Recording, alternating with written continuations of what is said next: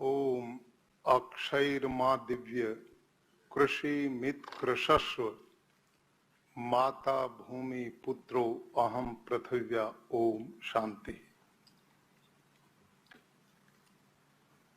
विकासोन्मुखी नूतन चिंतन और दृढ़ इच्छा के धनी हम सब के प्रेरणा स्रोत भारत के परम आदरणीय प्रधानमंत्री जी, अहर्निश सक्रिय भारत के यशस्वी केंद्रीय गृह एवं सहकारिता मंत्री जी, माननीय मुख्यमंत्री गुजरात, माननीय केंद्रीय कृषि मंत्री भारत, माननीय मंत्री परिषद के सभी सदस्यगण, अधिकारीगण, कृषि वैज्ञानिक, इस आयोजन में प्रत्यक्ष और आभासी रूप से जुड़े हुए मेरे लाखों लाख किसान भाइयों और बहनों,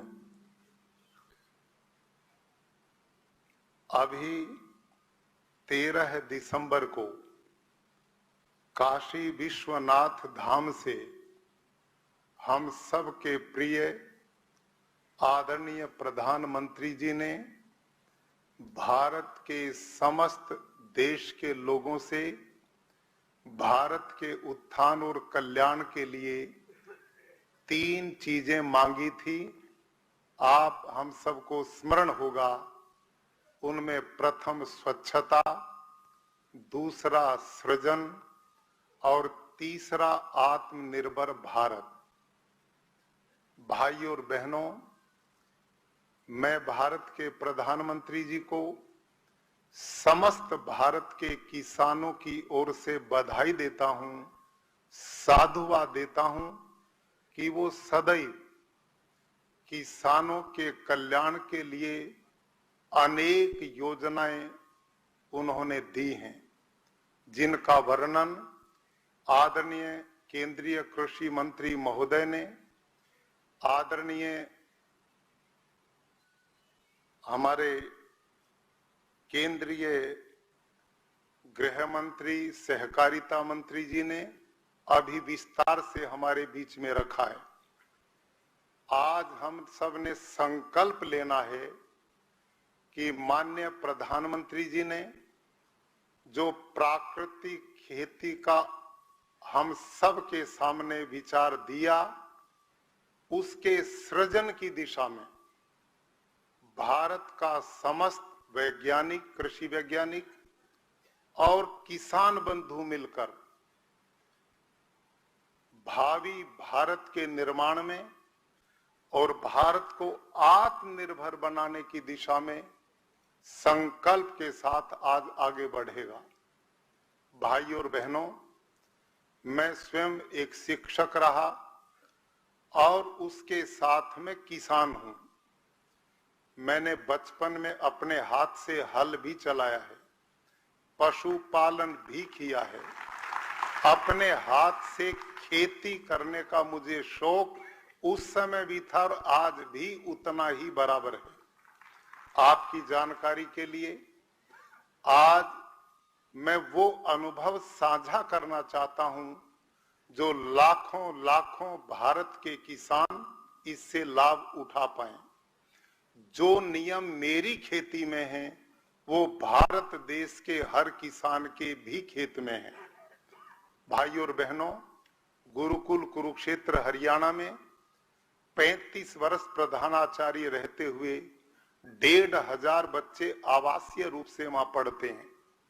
उनके भोजन की व्यवस्था हमारे गुरुकुल के 200 एकड़ के फार्म में की जाती है। मैं उसमें 90 एकड़ जमीन में स्वयं खेती कराकर उन बालकों के भोजन, गेहूं, चावल, दाल, सब्जी की व्यवस्था कराता था। बाकी जो जमीन थी वो मैंने ठेके पर, लीज पर, भाड़े पर अन्य किसानों को दी हुई थी। एक दिन एक घटना घटी, खेत से मुझे सूचना आई कि आज खेत का अमुक कर्मचारी कीटनाशक का स्प्रे कर रहा था गर्मी के दिन थे, वो उसके सिर में चढ़ गया और बेहोश होकर खेत में गिर गया। हम अस्पताल में लेके आए, 2-3 दिन बाद वो सामान्य हो पाया। और आप सब किसान इस बात को जानते हैं कि ऐसी घटनाएं अक्सर होती रहती हैं। लेकिन मेरे मन में एक विचार उस दिन आया कि मैं जिन बालकों को ये भोजन खिलाता हूं, उनको तो साक्षात रूप से गेहूं, चावल, दाल, सब्जी में कीटनाशक छिड़कवाता हूं। ये कर्मचारी तो उसकी गंध मात्र से बेहोश हो गया। जो कीटनाशक भोजन में डाल करके मासूम बच्चों को मैं दे रहा हूं, तो मैं ये अपराध कर रहा हूं। और उसी दिन से मैंने निर्णय लिया, अब मैं ये काम नहीं करूंगा। मैं कृषि वैज्ञानिकों से मिला, कृषि विभाग के लोगों से मिला, और उन्होंने मेरे को कहा कि आप इसका विकल्प जैविक खेती के रूप में कर सकते हैं, ऑर्गेनिक फार्मिंग कर सकते हैं। मैंने तुरंत पिट बनाए, उनमें गोबर की खाद डाली, जो केचुआ गोबर खाता आयात किया जाता वो डाला, और पूरी विधि से मैंने ऑर्गेनिक खेती शुरू कर दी। पहले साल 5 एकड़ में मैंने काम किया, मेरे हाथ कुछ नहीं लगा, कीट पतंग सारा खा गए। अगले साल भी मैंने उस काम को नहीं छोड़ा, लगभग 50% मेरे को मिल पाया। तीसरे साल फिर मैंने उसको चलाया, पूरी मेहनत करके लगभग 80% में उसमें कुछ ले पाया। अब मैंने विचार किया कि मेरे पास तो यहाँ 200 एकड़ जमीन है, जिस किसान के पास 2-3 एकड़ ही जमीन है और वो इस ऑर्गेनिक खेती को करेगा और 3 साल यूं घाटा होगा, तो उसके बच्चों का गुजारा कैसे चलेगा।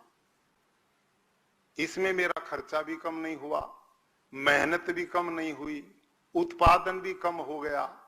इस चिंता में मैं बैठा था कि मैं वापस रासायनिक की ओर जाऊं, ये तो चलाई जा नहीं सकती। इसी बीच में मेरा परिचय सुभाष पालेकर जी से हुआ, जो प्राकृतिक खेती पर जिन्होंने बहुत बड़ा काम किया है।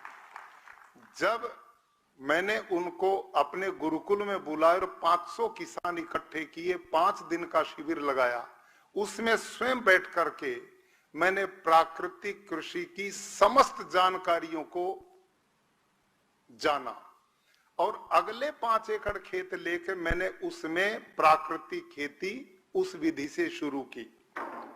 मुझे बड़ा सुखद अनुभव मिला कि पहले ही वर्ष मैं लगभग उतना ले पाया जितना मैं रासायनिक खेती में करता था, और अगले वर्ष उससे भी और अच्छा मेरा अनुभव रहा। फिर मैंने 10 एकड़ में वो खेती शुरू की, उसमें भी ठीक रहा। मैंने फिर सीधा 90 एकड़ में प्राकृतिक खेती शुरू कर दी, और मेरा उत्पादन जितना रासायनिक खेती में होता था उतना हो गया, और इस समय मेरा उत्पादन रासायनिक खेती से भी ज्यादा होना शुरू हो गया। इस बीच में एक घटना और मेरे साथ घटी। जो बाकी मेरे 90-100 एकड़ गुरुकुल की जमीन थी, जिसको मैं ठेके लीज पे लोगों को देता था, वो किसान इकट्ठे होके आए, और 2017 में जो पिछले 25 साल से खेती को भाड़े पे लेते थे, उन्होंने मेरी खेती छोड़ दी, और ये कह करके छोड़ दी कि जी इसमें कुछ नहीं पैदा होता, हमारा खर्चा भी नहीं निकलता, हम आपका खेत नहीं लेंगे। मेरी चिंता बढ़ी, मैंने तो उपजाऊ जमीन उनको दी थी, और वो कहते हैं इसमें कुछ भी पैदा नहीं होता।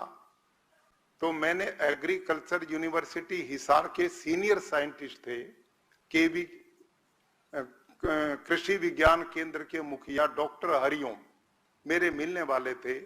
उनको मैंने एक बात समस्या रखी, उन्होंने कहा जी यूं पता नहीं लगेगा, पूरी मिट्टी के सैंपल लेके लैब में भेजेंगे तब पता लगेगा कि भूमि का क्या स्थिति है। सैकड़ों सैंपल हमने लेके यूनिवर्सिटी में भेज दिए, रिपोर्ट आ गई, मेरी भूमि का ऑर्गेनिक कार्बन 0.3, 0.4, 0.5 से नीचे नीचे आया। अब मैंने कहा, मैं तो साइंटिस्ट नहीं जी, इसका मतलब क्या है? डॉक्टर हरिओम ने कहा कि वो किसान जो कह रहे हैं आपकी जमीन बंजर हो गई, अब ये वाकई कुछ पैदा करने की स्थिति में नहीं है। आप विचार करो, संपूर्ण भारत देश के किसानों से मैं निवेदन करता हूं, ये स्थिति क्यों पैदा हुई? उन लोगों ने किराए पे मेरी जमीन ली, उनका उद्देश्य से ज्यादा उत्पादन हो, यूरिया डीएपी कीटनाशक इतना डाला कि उपजाऊ जमीन मैंने दी थी और बंजर मेरे को दे करके चले गए। यही स्थिति पूरे देश की भूमि की हो रही है। कारण कि रासायनिक खेती में यूरिया डीएपी कीटनाशक का प्रयोग, जो जीवाणु जिनकी चर्चा माननीय गृह मंत्री जी ने की, जो केचुआ अर्थवर्म है, वो तो उससे मर जाते हैं, तो वही तो ऑर्गेनिक कार्बन पैदा करते हैं। तो मेरी जमीन बंजर बना दी। मैंने डॉक्टर हरिओम को कहा अब मैं क्या करूं? उन्होंने भी एक लिस्ट बनाई, इतना यूरिया, इतना डीएपी, इतना फास्फोरस, इतना जिंक, इतना पोटास, पूरी लिस्ट। और इस खेत के कुछ अवशेष इसमें काटोगे, कुछ जिंक डालोगे, धीरे धीरे जितने 20-30 साल में ये बंजर बनी है, ऐसे ही धीरे धीरे उपजाऊ बनेगी। इतना लंबा प्रोजेक्ट, 100 एकड़ जमीन बर्बाद हो गई। मैंने कहा डॉक्टर साहब, जो लिस्ट आपने बनाई इसी से तो ये बंजर हुई है, और आप फिर वही मेरे को बता रहे हैं। तो उन्होंने कहा तुम क्या करोगे? मैं कहा जो मैं प्राकृतिक खेती बाकी खेत में करता हूं यही करूंगा। उन्होंने उसका अभी तक जानकारी थी नहीं। उन्होंने कहा इस गोबर गोमूत्र से क्या बनेगा? मैंने कहा मैं देख लेता हूं, नहीं बनेगा तो फिर आपकी शरण में आऊंगा। और मैंने, प्यारे किसान भाइयों, उस 100 एकड़ खेत में 15 अप्रैल 2017 को किसानों ने जमीन छोड़ी, और मैंने 15 जून को उसमें घन जीवामृत 5-5 क्विंटल डाल के, क्योंकि उसमें कुछ भी बचा नहीं था, धान आरोपित किया, हर पानी के साथ जीवामृत दिया, उसी का स्प्रे किया। 2 महीने में धान लहलाने लग गए, और जब कटाई हुई तो मेरे धान 26 से 28 क्विंटल प्रति एकड़ पैदा हुए। ये मैंने डॉक्टर हरिओम को दिखाया, वो आश्चर्य में पड़ गए, ये कैसे संभव है? इतना ऑर्गेनिक कार्बन कम जमीन का बंजर, इसमें इतना उत्पादन। वो चले गए, अगली भी खेती हमने उसमें ली। अगले साल फिर हमने इसी तरह से जीवामृत, घन जीवामृत का प्रयोग करते रहे। अगले साल उसी खेत में 32 क्विंटल एवरेज धान पैदा हुआ। जब 32 क्विंटल धान हुआ, और डॉक्टर हरिओम ने खुद, जो साइंटिस्ट है एग्रीकल्चर यूनिवर्सिटी के, उन्होंने कहा भाई ये करिश्मा है, ये समझ की बाहर की बात है, मैंने जो पढ़ाई की है उसमें ऐसा हो नहीं सकता। मैं एक काम करता हूं, अपने साइंटिस्ट लोगों की एक टीम बुलाता हूं, और आपकी जमीन की दोबारा मैं टेस्टिंग कराऊंगा। उन्होंने फिर सैकड़ों सैंपल उसी जमीन के लिए यूनिवर्सिटी में भेजे। रिपोर्ट आई, एक ही साल बाद मेरी जमीन का ऑर्गेनिक कार्बन 0.34 से बढ़कर 0.7, 0.8 पे चला गया। अब इसको जब उन्होंने रिपोर्ट उनके सामने आई तो वो पहले से भी ज्यादा आश्चर्य में पड़ गए। उन्होंने कहा कि रासायनिक खेती में कभी भी इतना ऑर्गेनिक कार्बन एक साल में बढ़ ही नहीं सकता। दुनिया का कोई साइंटिस्ट इसे मानेगा नहीं, ये बिल्कुल सत्य है। ये उन्होंने बताया, और मैं भी कहता हूं कि आप मानेंगे नहीं जो रासायनिक के साइंटिस्ट हैं। कारण है उसका, मैंने फिर वही बात कि ऑर्गेनिक कार्बन बढ़ाने का काम खेत में जीवाणु करते हैं। हलसिया अर्थवर्म केचुआ करता है, मित्र कीट करते हैं। अब रासायनिक में तो वो मार दिए गए, तो ऑर्गेनिक कार्बन कैसे बढ़ेगा? वो ठीक है अपनी जगह पे, लेकिन प्राकृतिक खेती में कैसे बढ़े? तो डॉक्टर हरिओम ने अपने साथी लिए डॉक्टर बलजीत सारन। सौभाग्य से आज वो मैंने यहां बुलाए हैं, हमारे बीच में बैठे हैं। डॉक्टर साहब एक बार सबको दर्शन दे तो अच्छा लगेगा। आप डॉक्टर बलजीत सारन इस समय एग्रीकल्चर यूनिवर्सिटी हिसार के माइक्रोबायोलॉजी के सीनियर प्रोफेसर हैं। ये अमेरिका में, इंग्लैंड में और जर्मनी में माइक्रोबायोलॉजी के साइंटिस्ट के साथ वर्षों इन्होंने काम किया है।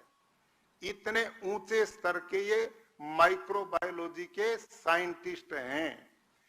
ये अपनी टीम लेकर के मेरे गुरुकुल में आए और उन्होंने कहा ये तुम्हारा जीवामृत क्या, हम इस पे रिसर्च करेंगे। इन्होंने रिसर्च की। इन्होंने गाय, देसी गाय का गोबर लिया, भैंस का गोबर लिया, हॉस्टन फ्रीजन गाय का गोबर लिया, जर्सी का लिया, सब पे अलग अलग रिसर्च किए, महीनों सालों लगाए इन्होंने। अंत में क्या पाया कि केवल और केवल भारतीय नस्ल की देसी गाय, साहिवाल, थारपारकर, राठी, गिर, हरियाणवी, लाल सिंधी, कांकरेज, अंगोल, ये जितनी भी भारतीय गाय हैं सब में लगभग एक ही क्वालिटी पाई और 1 ग्राम गोबर में 300 करोड़ से भी ज्यादा जीवाणु पाए। और इन्होंने सिद्ध किया कि देसी गाय का गोमूत्र खनिजों का भंडार पाया गया। और पालेकर जी ने अनेक बार ये रिसर्च करवाए और ये पूरे सत्य पाए। अब ये साइंस इसमें क्या है? अक्सर हमारे कृषि वैज्ञानिक बंधु कहते हैं इसमें साइंस क्या है। अब उस साइंस की जानकारी सब किसानों के लिए मैं निवेदन करता हूं। हम जीवामृत बनाते हैं, एक 200 लीटर का ड्रम ले लेते हैं, लगभग 180 लीटर पानी भरते हैं उसमें, उसको छाये में रखते हैं। 1.5 से 2 किलो गुड़, 1.5 से 2 किलो किसी भी दाल का बेसन, 1 मुट्ठी मिट्टी और 10 किलो देसी गाय का गोबर, 8 से 10 किलो गोमूत्र, इन सब को मिला के उस पानी में छोड़ देते हैं। अब आप विचार करिए, जब देसी गाय के 1 ग्राम गोबर में 300 करोड़ से ज्यादा जीवाणु हैं, तो 10 किलो गोबर में कितने जीवाणु होंगे? और इन जीवाणुओं को दाल का बेसन प्रोटीन के रूप में खाने को मिलता तो ये बलवान बनते हैं, और गुड़ मिलता तो मल्टीप्लाई ये बढ़ते हैं, और मिट्टी में जो जीवाणु है उनसे मिलकर इनकी इतनी वृद्धि होती है कि ये हर 20 मिनट में डबल होते हैं, हर 20 मिनट में, और 72 घंटे में ये असंख्य मात्रा में बढ़ते हैं। जब हम किसानों को 1 एकड़ का एक खाद तैयार है, आप विचार करो, दुनिया में ऐसा कोई खाद नहीं जो 4-5 दिन में तैयार होता हो। 1 एकड़ का 1 दिन के गोबर गोमूत्र से, गाय से 1 एकड़ का खाद तैयार है। जब ये खेत में फैलता है, खेत के जीवाणुओं से मिलता है, तो इसमें जामुन का काम होता है। ये कल्चर है, ये खाद नहीं है, कल्चर है। और उन जीवाणुओं से मिलकर असंख्य जीवाणु पैदा होते हैं। और भाइयों, यही वो जीवाणु हैं जो आकाश में, वायु में 78% नाइट्रोजन है। ये जीवाणु उस नाइट्रोजन को खींचते हैं और पौधे का भोजन बना करके देते हैं। दूसरी बात, इस प्रक्रिया में आप विचार करो, धरती के अंदर अनेक खनिज हैं, उसमें फास्फोरस है, जिंक है, पोटास है, कॉपर है, ये सब कुछ धरती मां के अंदर विद्यमान है। लेकिन ये तत्व अपने आप पौधे को भोजन नहीं देते। ये जो जीवाणु हैं, ये जीवाणु उन तत्वों से भोजन बना करके पौधे की जड़ को देने का काम करते हैं। तो इसका मतलब जितना जीवाणु खेत में होगा उतना ही ऑर्गेनिक कार्बन बढ़ेगा। जितना ऑर्गेनिक कार्बन बढ़ेगा जमीन का स्वास्थ्य बढ़ेगा, जितना जमीन का स्वास्थ्य बढ़ेगा उतना आपका उत्पादन बढ़ेगा। सीधा फार्मूला है, ये साइंटिफिक है, ये साइंस है, साइंटिस्ट भी इस बात को जानते। दूसरी बात, जब ये जीवामृत घन जीवामृत जमीन पर जाता है तो केचुआ, अर्थवर्म, हलसिया जो यूरिया डीएपी से डरता हुआ धरती में समाधि लिए बैठा है, 10-15 फीट नीचे बैठा हुआ डरता हुआ, जब उसको ये भोजन उसका मिलता है, इसकी गंध पा करके धरती को फोड़ करके वो ऊपर आता है और अपना काम शुरू कर देता है। भारतीय केचुआ गोबर भी खाता है, मिट्टी भी खाता है, काष्ठ भी खाता है। विदेशी केचुआ जो ऑर्गेनिक में प्रयोग करते हैं वो मिट्टी खाता नहीं, केवल गोबर काष्ठ खाता है। 16 डिग्री नीचे टेम्परेचर में मर जाता, 28 में जिंदा रहता नहीं। भारतीय केचुआ बर्फीली पहाड़ियों में भी काम करता है और रेगिस्तान में भी बराबर काम करता है। ये भगवान की एक व्यवस्था है। अब ये केचुआ कैसे काम करता है, ये धरती में यूं सीधा जाता 8-10 फीट तक और दूसरे छेद से आता, इससे जाता, इससे आता है। जब ये जाता तो वर्मी बॉस अपने पसीने से छेद को लीपते हुए जाता, जल्दी बंद नहीं होता। इस छेद से ऑक्सीजन जमीन को मिलती तो उसकी फर्टिलिटी बढ़ती है। और ये केचुआ नीचे के खनिजों को खा करके मिट्टी के पेट से निकालकर विष्ठा रूप में जो पौधे की जड़ को देता है, उसमें सामान्य धरती से 5 गुना ज्यादा नाइट्रोजन है, 9 गुना ज्यादा उसमें फास्फोरस है और 11 गुना ज्यादा उसमें पोटास है। आप विचार करो, जब प्राकृतिक खेती होती है, मेरे खेत में 1 एकड़ में कई लाख केचुआ होता है और वो रात दिन जब ये काम करेगा तो कितना खाद किसान के लिए फ्री में पैदा करता है। और मजे की बात, जितने छेद बनाता है, इतने छेद बनाता, उनकी गिनती नहीं हो सकती। जब वर्षा होती है, चारों तरफ मेड़ होती है, तो सारा पानी वर्षा का धरती के पेट में चला जाता है। नेचुरल वाटर हार्वेस्टिंग सिस्टम होता है, जिस काम पर हम करोड़ों रुपया खर्च करते हैं, केचुआ फ्री में करता। सारी धरती पर यदि ये खेती होगी तो सारा पानी धरती में जाकर धरती का वाटर लेवल अपने आप बढ़ेगा। ये एक आश्चर्य है। इसके साथ इस पद्धति में एक दूसरा महत्वपूर्ण अंग क्या है, सभी किसान भाई समझेंगे, वो है आच्छादन, वो है मल्चिंग। वो क्या है मल्चिंग? जितना भी घास फूस खेत में होता है उसको जलाना नहीं। आज हम प्रदूषण फैला रहे हैं, दिल्ली जैसे शहरों में पराली जलाते हैं, अवशेष जलाते हैं। हम एक तिन का भी नहीं जलाते, ना जलाने की सलाह देते। मैं औरों के भी घास को अपने खेत में डलवाता हूं और उसका आच्छादन करता हूं। उसका मतलब क्या है? ये आच्छादन, फसल बो, फसल जमेगी, खाली जगह मत छोड़ो, उसमें ये घास बिछा दो। ये घास क्या काम करेगा कि आकाश में जो जलीय तत्व है उनको ये खींचता है और धरती की नमी को सूखने नहीं देता। 50% पानी की खपत कम हो जाएगी प्राकृतिक खेती में, नंबर 1। नंबर 2, जब 35 डिग्री धरती का तापमान होता है तो धरती का ऑर्गेनिक कार्बन आकाश में उड़ता है और वो ग्लोबल वार्मिंग को जन्म देता है। और घास से ढकते हैं तो धरती में रहता, तो धरती की फर्टिलिटी को बढ़ाता है। 2, तीसरा इसका काम क्या है कि जो केचुआ वो केवल दिन में काम करता है, ना रात को काम करता। केचुआ दिन में नहीं करता। क्यों? दिन में जब वो काम करते बाहर आता तो पक्षी उठा ले जाता है, उसे अपनी मृत्यु का भय है, इसलिए अंदर छुपा रहता दिन में। जब हम मल्चिंग करते हैं, धरती को ढक देते हैं, तो अंधेरा मिलता, पक्षी को दिखता नहीं, फिर वो रात दिन काम करता है।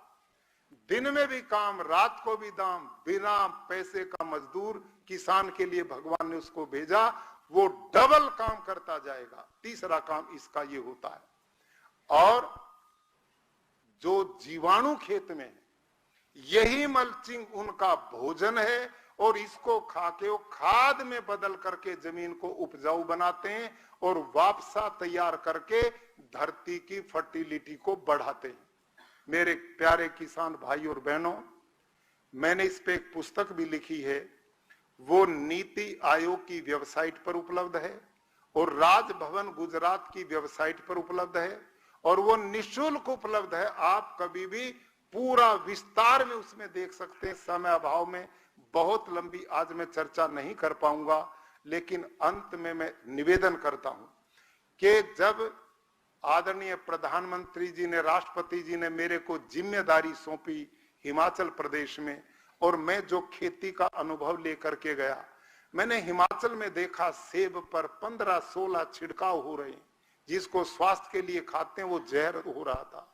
मैं लोगों के खेतों में चला जाता था, किसानों को इकट्ठे करता था और यह अभियान मैंने शुरू किया। मैंने 2 साल में वहां सरकार का सहयोग लेकर के 50,000 किसानों को प्राकृतिक खेती से जोड़ दिया। और उस टीम में डॉक्टर राजेश्वर चंदेल, श्री राकेश कंवर आईएएस अधिकारी हैं। जब मैं भाषण दे रहा था तो वो दोनों खड़े हो गए कि जी इस मिशन को हम पूरा इस प्रदेश में करेंगे। डॉक्टर राजेश्वर चंदेल आए क्या? आप हैं, आप साइंटिस्ट हैं, एग्रीकल्चर यूनिवर्सिटी नौनी के वर्तमान में साइंटिस्ट हैं। और ये वो साइंटिस्ट हैं जिन्होंने मेरे आने के बाद उस परंपरा को बंद नहीं होने दिया और पूरी टीम जोड़ करके आज 1.5 लाख से ज्यादा किसान बागवान इस समय हिमाचल प्रदेश में प्राकृतिक खेती को कर रहे हैं और वो तेजी से बढ़ रहे हैं।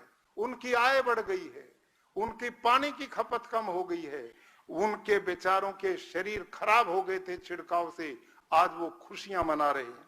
उसी प्रकार से हमारे बीच में टी विजय कुमार जी बैठे हुए आंध्र प्रदेश से।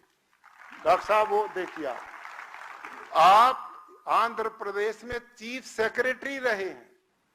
इन्होंने इसी प्राकृतिक खेती के द्वारा 5 लाख किसान आंध्र प्रदेश में जोड़े। ये जहां पानी नहीं है वहां भी 3-3 फसल इस प्राकृतिक पद्धति से लेते हैं। आप इनके मॉडल को देखेंगे, आश्चर्य होगा। हम जानते थे इस पर प्रश्न चिन्ह उड़ेंगे। हमने साइंटिस्टों को साथ में जोड़ा है, आपके बीच के लोगों को जोड़ा है। इन पे पूरे के पूरे रिसर्च पेपर तैयार हैं। आप चाहें तो संपर्क में आकर इसको ले सकते हैं। भाई और बहनों, गुजरात की बात, कोरोना आ गया, इसके बावजूद भी प्रदेश सरकार, माननीय मुख्यमंत्री जी, कृषि मंत्री जी, हमारा कृषि विभाग ने मिलकर हमने 2 लाख किसान गुजरात में जोड़ दिए। 2 लाख देसी गाय किसान के खूंटे पे जा चुकी हैं और डांग जिला को भारत का पहला प्राकृतिक जिला घोषित करने का सौभाग्य गुजरात को मिला है। आज मुझे परम संतोष है। आज का दिन मैं समझता हूं किसान के भाग्य को बदलेगा। किसान के भाग्य को नहीं, अपितु इस देश के लोगों की जीवन को बदलने वाला होगा। आज ग्लोबल वार्मिंग कितनी बड़ी चुनौती है, उससे निजात पाएंगे। जल एक बहुत बड़ी समस्या बन गई। बोतल लिए घूमते, 20 साल पहले कहीं भी पी लेते थे, उससे मुक्ति मिलने वाली है। देसी गाय जो केवल पूजा के लिए चित्रों में आ गई थी, आज वो घर घर बंधने के लिए सम्मान के स्थान पर पहुंच रही है। भाई और बहनों, लोगों का स्वास्थ्य बचेगा, किसान की लागत इसमें है ही नहीं। और मैं निवेदन अंत में करूंगा, इस प्राकृतिक खेती में ऑर्गेनिक प्रोडक्ट, ये जो फैक्ट्रियां और ये विस्तार चल रहा है, इसकी कोई जरूरत नहीं पड़ेगी। किसान को बाजार में जाने की जरूरत ही नहीं है, कारण गाय उसके घर में है, खेत में गुड़ बनता है, खेत में दाल पैदा होती है, मिट्टी और इसमें लगता ही कुछ नहीं। ये पूरी ईमानदारी से यदि आपने गड़बड़ कर दी कि क्या फर्क पड़ता, भैंस का गोबर ले लो देसी गाय की जगह, रिजल्ट नहीं मिलेगा। ऑस्ट्रेलियन फ्रीजन गाय का ले लो, नहीं मिलेगा। केवल और केवल देसी गाय में ये गुणवत्ता है, अन्य किसी प्राणी में नहीं मिली। इसलिए देसी गाय आज जो सड़कों पे घूम रही हैं, उनका हमने गोबर टेस्ट कराया। घर में बंधी में तो 300 करोड़ जीवाणु पाए, और ये जो धक्के खाती फिरती इसमें 500 करोड़ जीवाणु मिले, क्योंकि उसकी ताकत जो दूध बनाने में लगती वो उससे हटके जीवाणु बनाने में लग गई। नीमास्त्र, ब्रह्मास्त्र, सूठास्त्र, हम ये चीज बनाते हैं जो मेरी पुस्तक में समय अभाव में मैं नहीं बता पाऊंगा, लेकिन इतना अंत में कहता हूं कि मेरे अपने खेत में अब कोई बीमारी नहीं लगती, उत्पादन मेरा बढ़ता जा रहा है।